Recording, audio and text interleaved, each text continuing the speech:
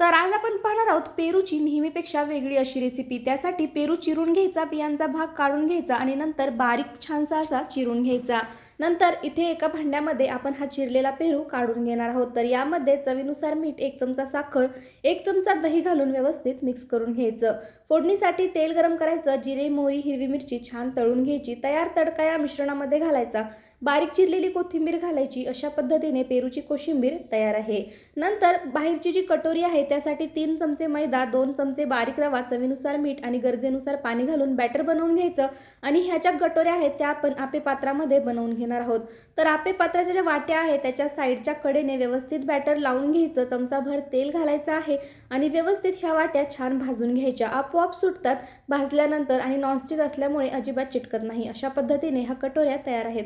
तयार कटोऱ्यांमध्ये पेरूची कोशिंबीर भरून घ्यायची। अशा पद्धतीने पेरूच्या कोशिंबीरीची कटोरी तयार आहे।